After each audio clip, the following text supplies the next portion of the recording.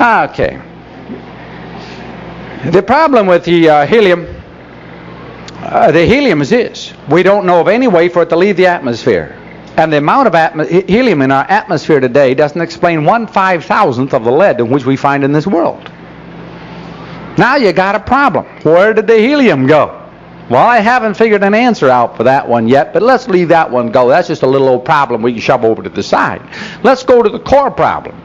The core problem is that as uranium is changing into lead, we have some problems. Uranium doesn't stay in rocks. It leaches in or leaches out to other rocks nearby.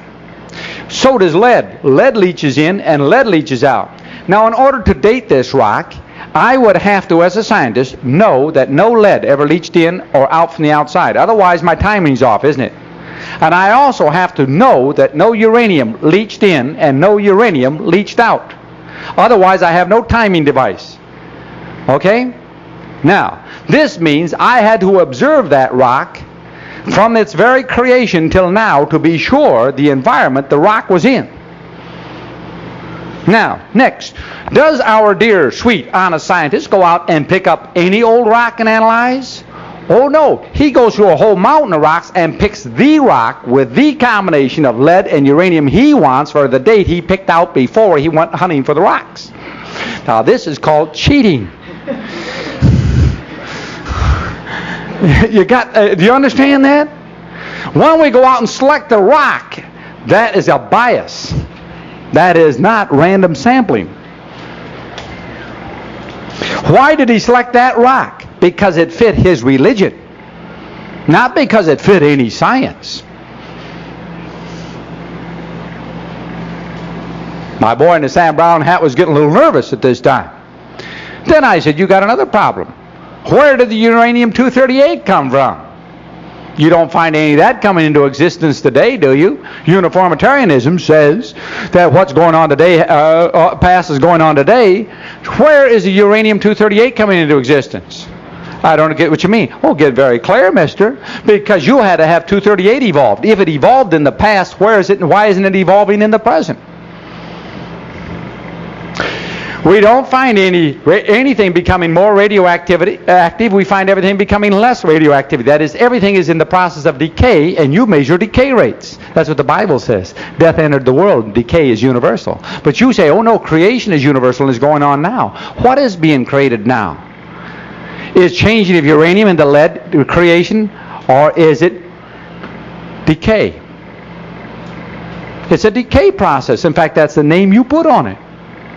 And yet you're calling this evolution. It's devolution. Devolve or devil, whichever way you want to call that word, all right?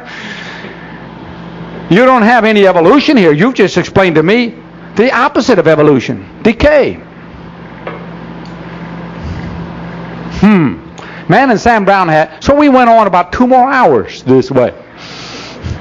I said, Mr. Man in the Sam Brown hat, we got a little problem. This world evolved, therefore it evolved, didn't it, by all sorts of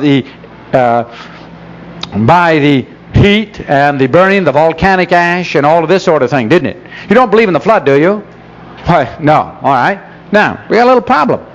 Why, when this Earth's crust is 97% igneous, that is volcanic, why is it that the surface of the Earth is 97% hydraulic, silt?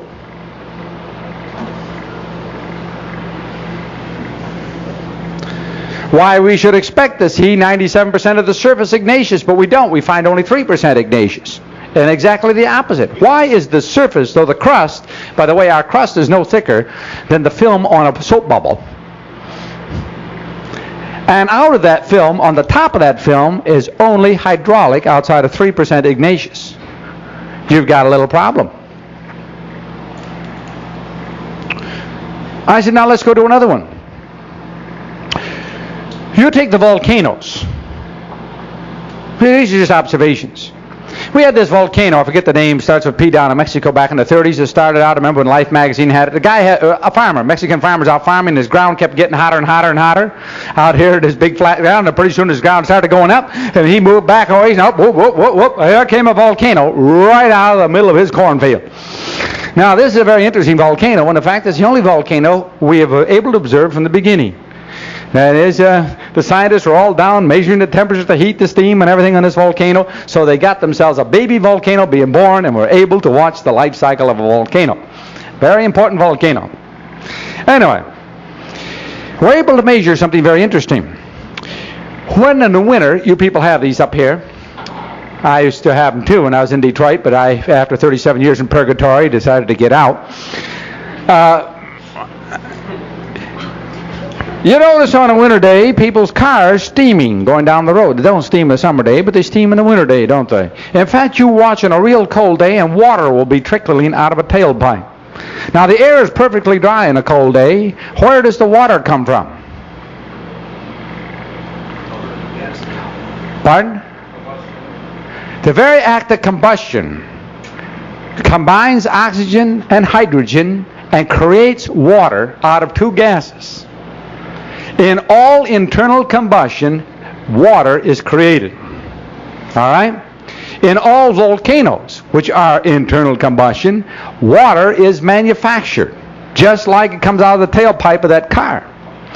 Now, down at the Mexican volcano, they were able to measure how much water a volcano makes. And by calculating the number of volcanoes on the world today, just today's world's active volcanoes, it was determined that somewhat less than 15,000 years would explain all the known water in the oceans by our present volcanic action. If that's the case, and Mr. Sam Brown Hat, you were taught that in the past there were more volcanoes than now, right? It must be less than 15,000 years. Now, either you got to do one of two things. You either got to show that I'm wrong, or you got to admit the possibility that you're not right.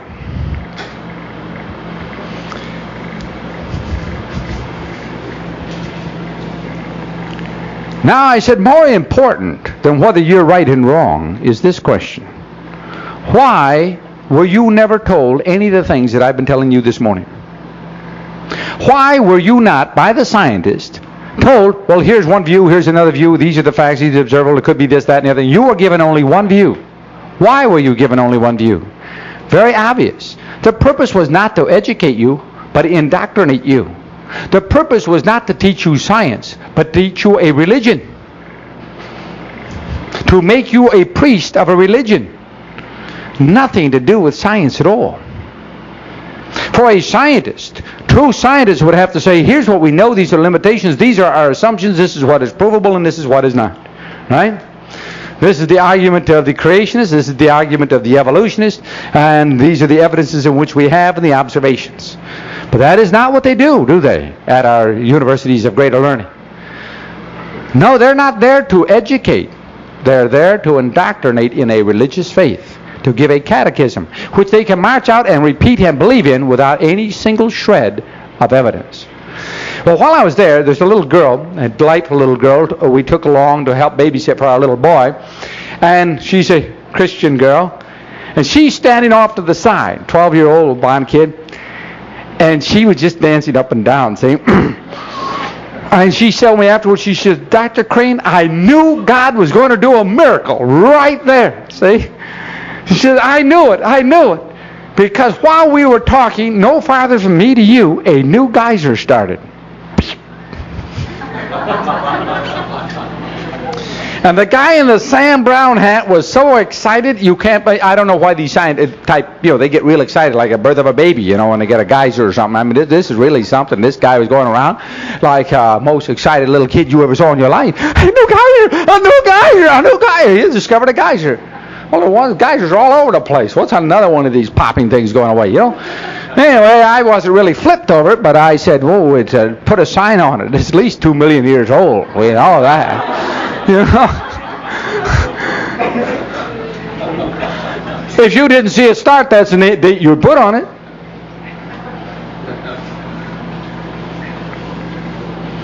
It isn't often you can call up a geyser that easy. I thought God was really overdoing himself a bit, but to us, a geyser to God, to me, and at least the guy in the Sam Brown hat's a pretty big thing. But to God, geysers aren't that big. He can create one of those things with no trouble at all. Anyway, let's take a look at evolution itself. And take a look at what we're talking about. A while back, I must admit, confess my sins before men. I used to be a member of the John Birch Society.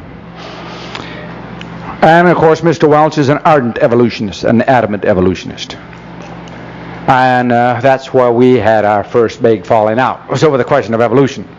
I adamantly disagree with everything the man had to say on the subject, and he said too much on it. But anyway, I was going to make my point there, and I didn't make it.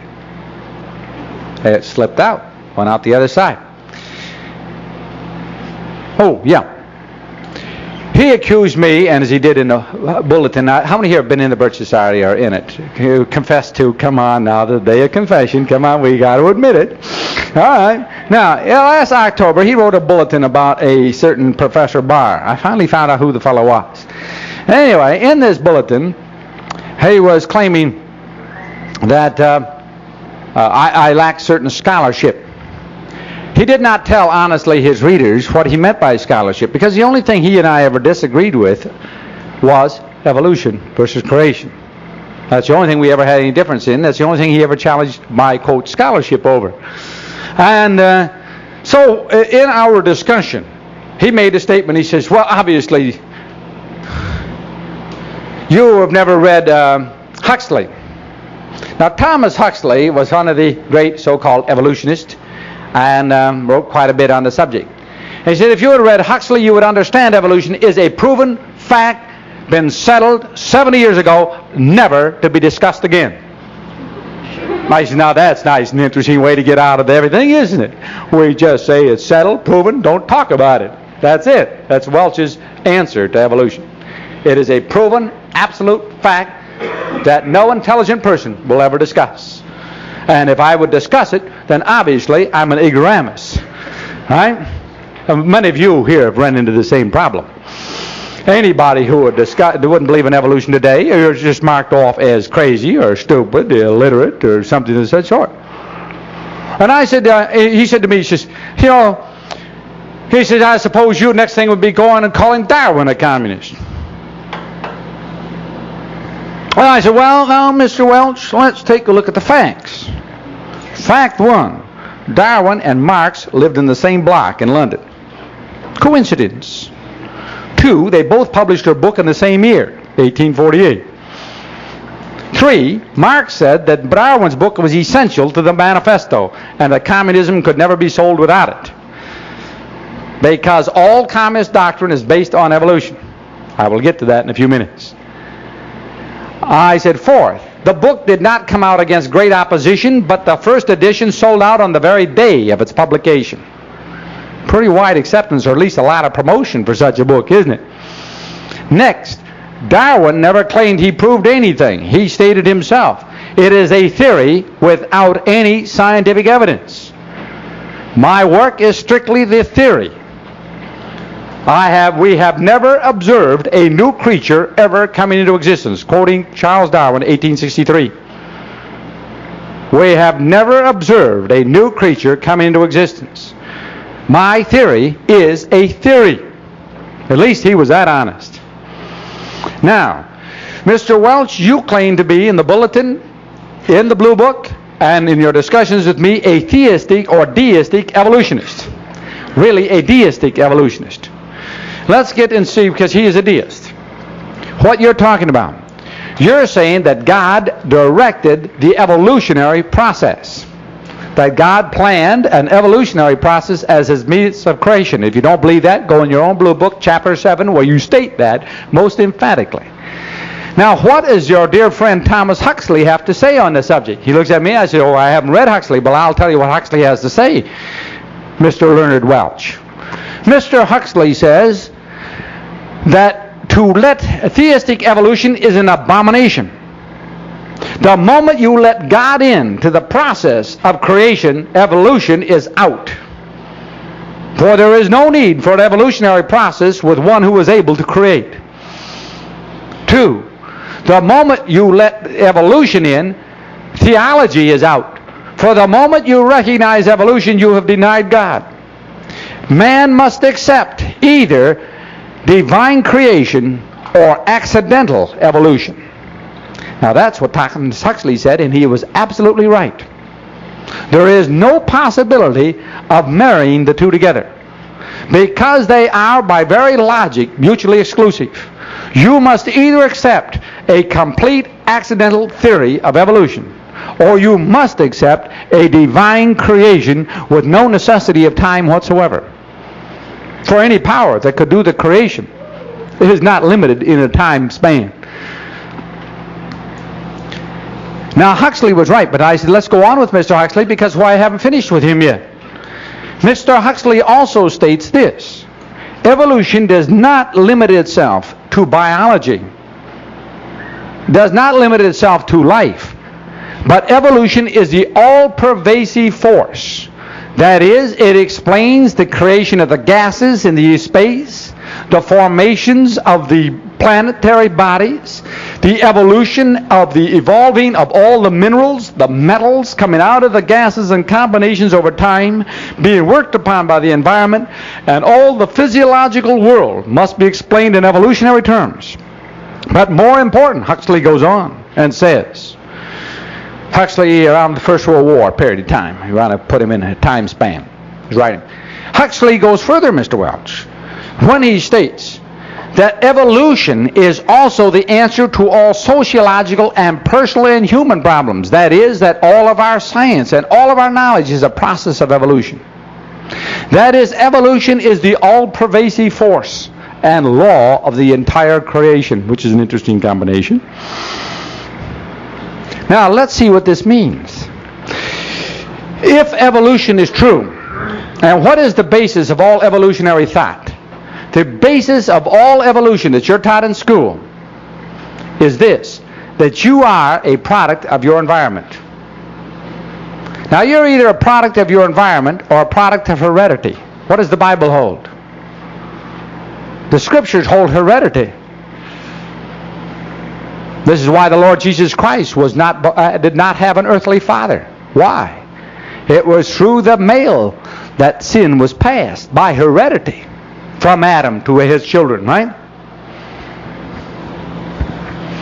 If the Lord Jesus Christ had an earthly father, he would have inherited the sins of Adam, wouldn't he?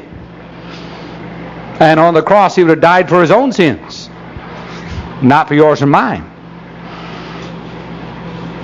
You take away heredity, and you've taken away an awful lot of theology. In fact, you're in real trouble. That's an easy way. That's the reason to get rid of the virgin birth. You don't need it anymore, right? That's why the virgin birth, getting rid of the new versions of the Bible, is so essential. That's why they've written over 60 of them in the last 3 decades. 60 new versions of the Bible, or perversions, more correctly.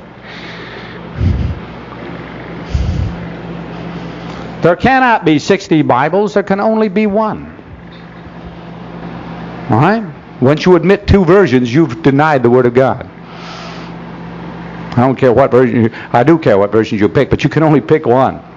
Once you admit 2, you're saying that you don't have the infallible Word. You've admitted that. But let's go back. The knocking out of the virgin birth is essential because it knocks out the heredity as the basis for your creation. That it was from your father and from your father's father that we inherit what we are. Now, let's see what evolution leads us to.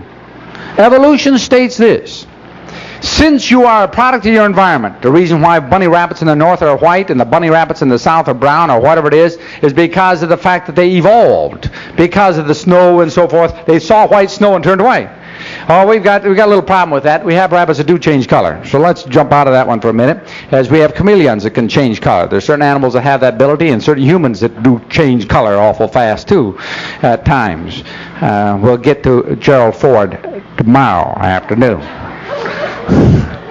Our Marxist communist vice president, who was the leader of the Communist Union at the University of Michigan, changed his name after graduation. Oh, you didn't have that one, did you? Well, we'll go into him. He's more fun than a barrel of monkeys. Anyway. Well, there's lots of things.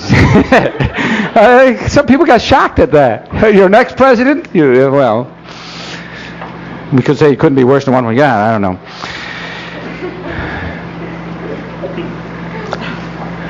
Back to wherever we were. Let's get back to the theories of evolution, biological.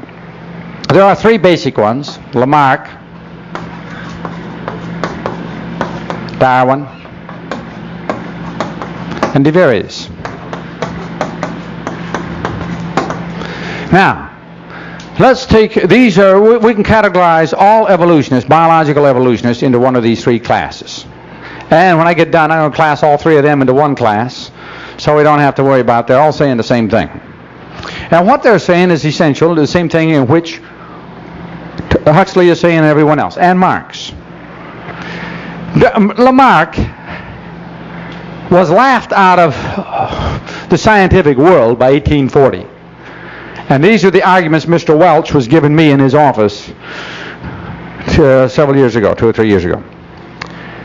Lamarck stated this. I'll give you a few examples. One, the way in which humans lost their tails is one of our ancestors was swinging from one tree to another, and he swung too hard.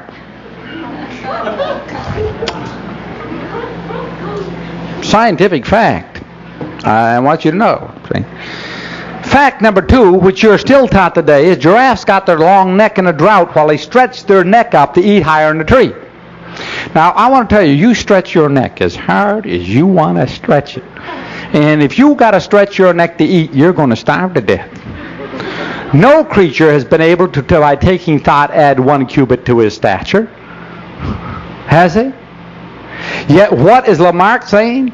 That giraffes were able, remember one generation they had to do it. If there was a real famine going on, they couldn't wait around 500 generations, to stretch their neck. They weren't going to make it. You got a little bit trouble with the baby giraffes. How did they get their neck up there? But anyway, while we're out there now, all our giraffes are stretching the necks. Question, how did the giraffes get a neck to stretch? Lamarck doesn't have an answer to that little problem, but that's all right. We'll let him off the hook. Lamarck, another one. The first feathers came when a frog cut his skin on the rock, and a piece of skin stood out and became a feather. Now, as a scientist, if you go out and cut frog skins, how many skins of how many frogs do you have to cut before you get a feather? By the way, this stuff is in your textbooks and taught to your children in 1974.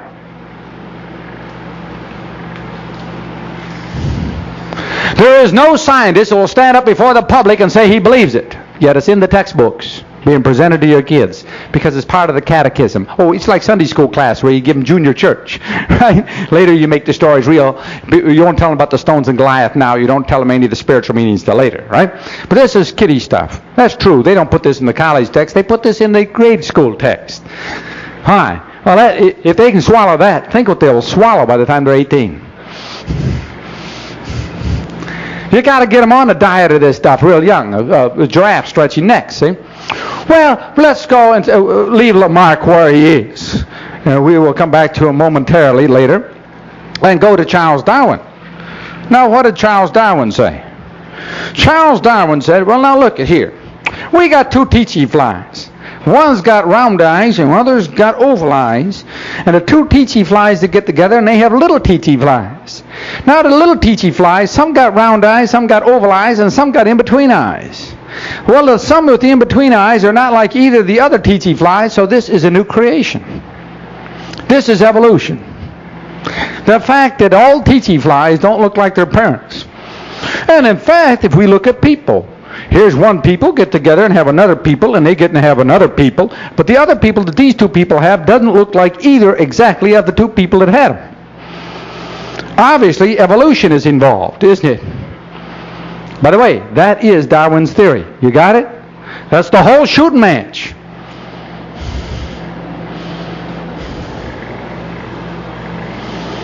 I just want you to know how much you got in the whole book when we get out all the other garbage and get down to Darwin. He is saying that the chillins aren't exactly like the parent. And if those accidental children that isn't exactly like the parent cannot live in the environment the parent was living in, those children disappear. Right? Therefore, the environment will determine which children will stick around. Those that accidentally are more favorable to the environment than the parents will survive and continue on the species, and that the species will now, through a slow process, adapt to the environment by those of all of the children that it has, the different variety of the children these two creatures have. Those more adaptable will survive, those less adaptable will disappear, and survival of the fittest will determine the race that is continuing, and this process lasted over a long period of time will mean a slow change of the species to the more fit type continuing to survive. Now, this is probably the most logical of the evolutionary theories. The next one, the only other possible one, is De Vries. De Vries, Darwin, 1848 was his book, and De Vries is 1900, Lamarck a lot earlier. Now, what was the theory of De Vries? De Vries had a bunch of white flowers. I think they were poppies. And of all of the white flowers that he was raising, and the white flowers crossing white flowers and raising a strand of white flowers, one day he had a red flower. Bam! There it was. Evolution. He had discovered it. It didn't happen because obviously Darwin doesn't make sense when we'll analyze it in a few minutes. The secret was massive mutation.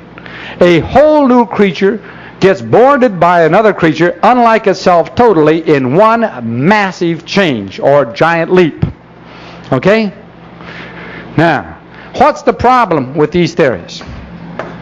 Well, the problem was that even before Charles Darwin, what he observed had already been analyzed and explained scientifically by a Catholic priest, a monk, in fact, named Mendel.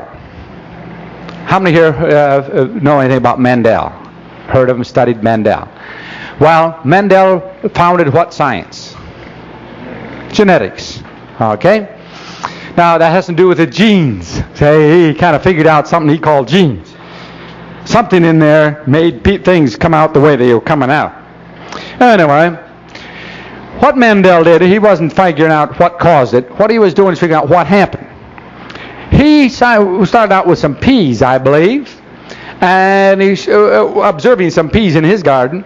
And he started down a little series, but he was a true scientist, by the way, this priest, because he did honest experimentation and did great quantities of experimentation and was able from actual observation to be able to determine what was happening. This is not what De Vries or Darwin were doing. They were propounding a belief. Mendel was not propounding a belief, but was reporting an observation, which is honest science. Now, what did Mendel find? If you go and take a creature, I may get this mathematics, and two creatures never exactly alike, and they mate together, and they have so many offspring, say they have 8 offspring, so many offspring will be of a certain characteristic like this parent, so many like this parent, and so many like neither parent. What he observed was this, that the mathematical precision held true in all life forms, plant and animal. That we had 3 different types, those exactly like the one, those exactly like the other, and those which were not like either. But they were a mathematical combination, and the mathematical combination was a standard combination of probability. Now, when you go and cross with this characteristic, this one here again, now you got that same characteristic. Let's say we take 2 of these with the same characteristic, but one of them, their parents did not have it, and they would have children, or one of us not the same characteristic. Now we get a different mathematical probability. We get more of them having this characteristic, and mathematically you can determine exactly how many of the offspring will have that characteristic. Now, this is the science of genetics. For an example, if you took a white flower that De Vries saw, and a red flower and crossed them, you will get so many red flowers, so many white flowers, and so many pink flowers. Okay? You'll get twice as half will be pink, a quarter will be red, and a quarter will be white. Now, let us say we take one of these white flowers This is the one white parent and red parent, and we got pink, pink, pink, pink, red, red, and a white and a white. And let's say we cross this with another white flower. This is from not from this lineage. But we cross it with another white flower with a white flower. We will get of the offspring of this. Now, of 8 of them, it will be red, white, white, white, white, 7 whites, and 1 red. Now, if we take one of those whites and cross it with another white, we will get all white. Now, if you go and take those whites and cross them to whites for 50 generations, you'll get all white flowers.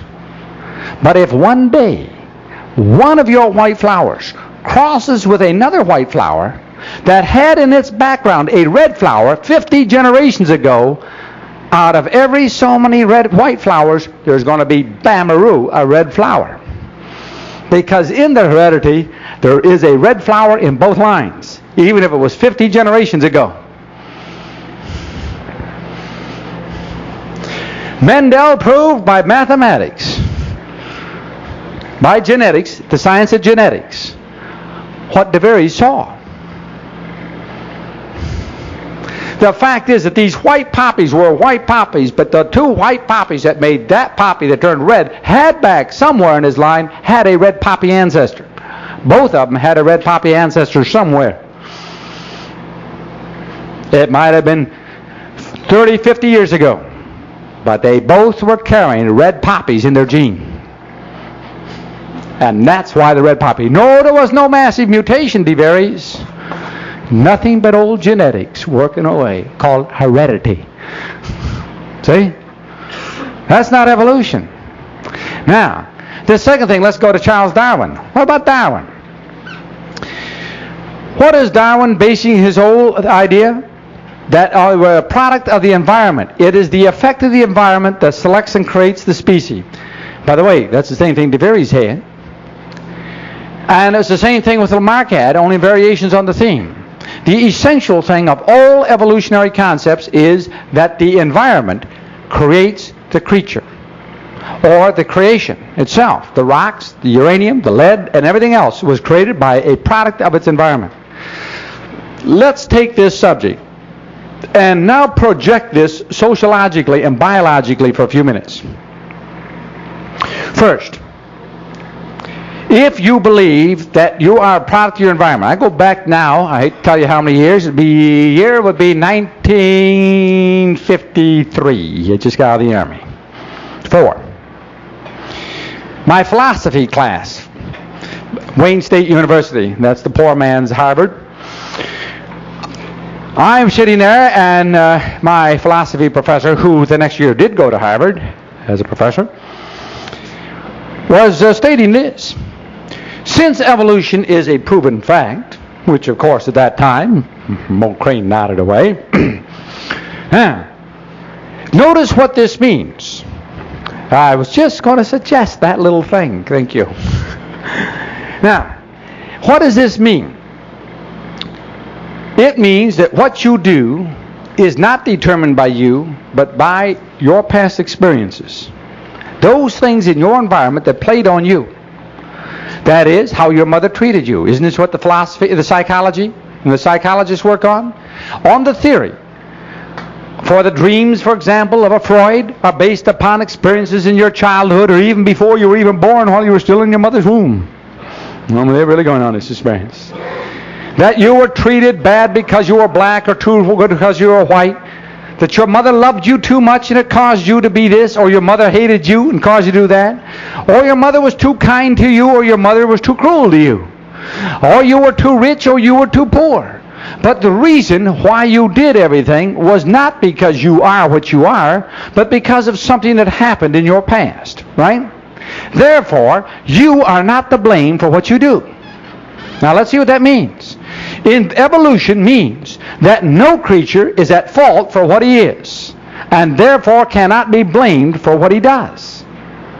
Because if your parents made you what you are, which is the basis of this philosophy, isn't it?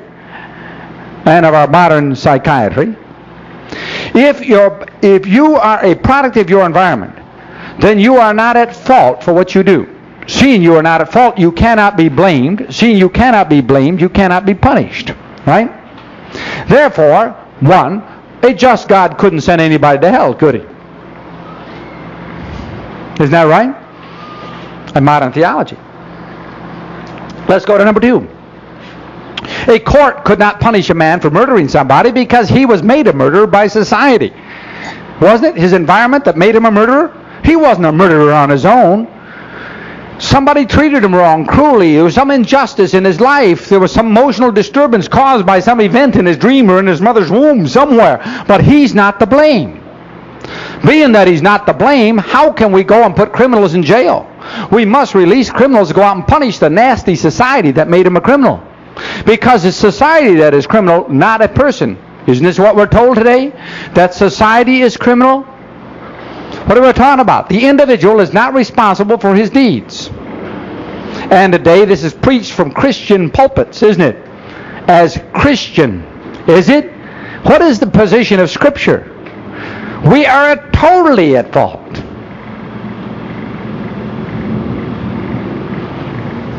That man does evil continually.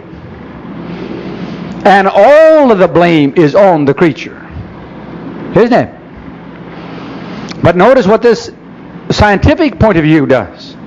It makes man totally innocent of all of his acts, not responsible for what he is, and not punishable for what he does.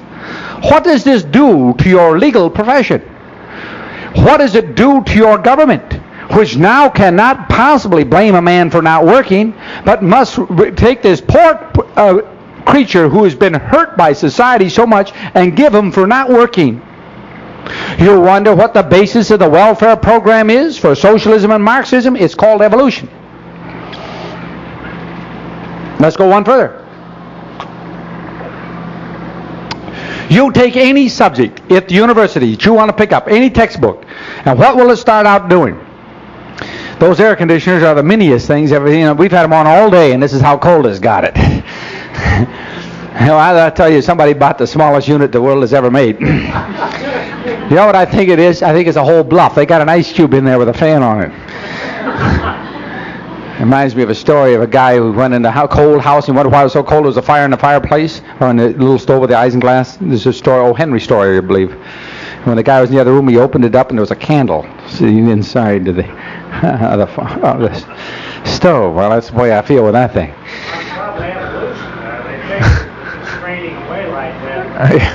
We're all going to lose some weight anyway. It must be. Well, anyway, let's see what happens and is happening today under the onslaught of evolutionary theory. One, its direct onslaught on the Scriptures, of course, is obvious. And its great transformation and apostasy within the church is obvious. Its revolution politically is obvious. What is Marxism based on? Marxism is based upon this idea that there is constantly evolutionary changes taking place in society. That every textbook, like in economics, will start out back with the cavemen slugging each other over the head, and finally they find out how to trade rather than beat each other up because it gets to be too few people after a while to trade with. And then finally they discover a thing called money after thousands of years, and then they evolve and discover the industrial system, and they evolve and discover banks and the monetary system, right? All of these things happen over long periods of time. When we get on economics, I'll show you one thing. Money started when there were 3 people in the world, and there's never been a society without it, and never will be. It didn't evolve money. It is natural and essential to human life. We just got to define what money is in order to get the answer to that. But this is the theme, isn't it? Now, what does Marx say in Das Kapital? If you read Das Kapital, the great economic treatise of Karl Marx, if you go and read it objectively, what are you saying? All the way through the book, it is the greatest defense and presentation of the free enterprise system you've ever heard. Any hardcore conservative would say, "Amen, Mr. Marx. Boy, you've hit it on the nail on the head." It isn't until he puts the clinker in there that you get the whole thing. Capitalism is the best form that has yet evolved. But there is one form yet better. That capitalism is a step 2. right? And how do you say this form of utopia, heaven on earth, this millennium is going to come into existence? Oh, have faith, brother, it will. Why? It'll evolve. Why? What is the process of evolution?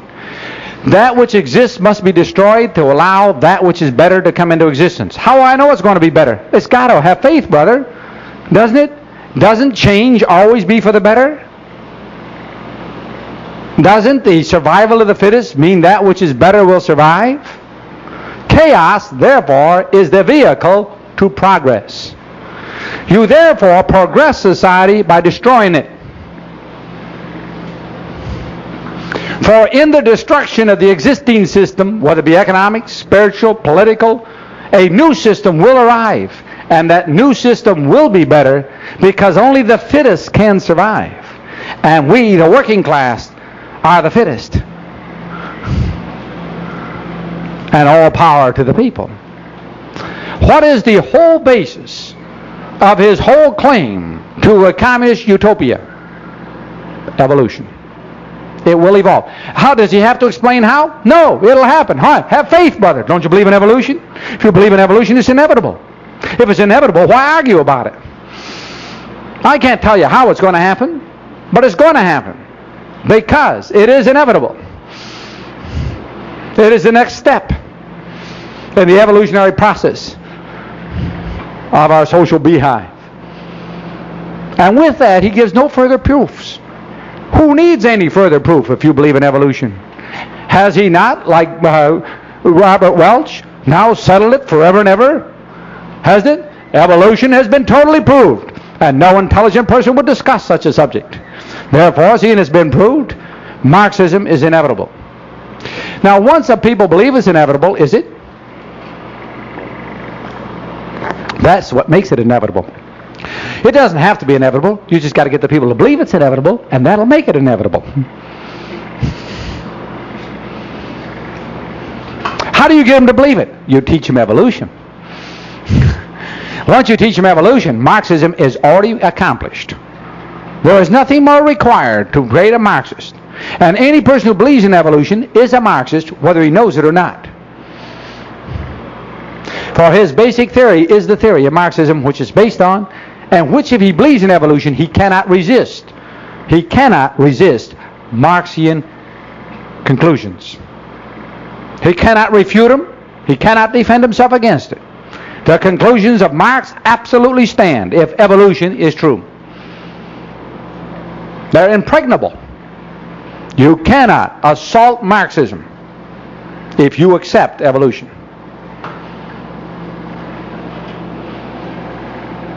You cannot restore law and order if you accept evolution, because you do not accept personal responsibility. Therefore, you cannot expect punishment. And without punishment, there cannot be law and order. That is impossible. You see what I'm getting at? Now, when we talk about this question, we're talking about something more bigger than all. I know it's hot, and I'm going to try to close this thing pretty soon. All right, he's got more tape back there. Well, we're going to get into phase 5. All right? We've handled the various Lamarck and saw that what these things are basically wrapped up into one question: the product of the environment. Now let me try as best I can by logic to disprove evolutionary claims. And I will do this very clear by what I consider the real bomb on evolution. This little bit will prove one thing. And that's what, now I want to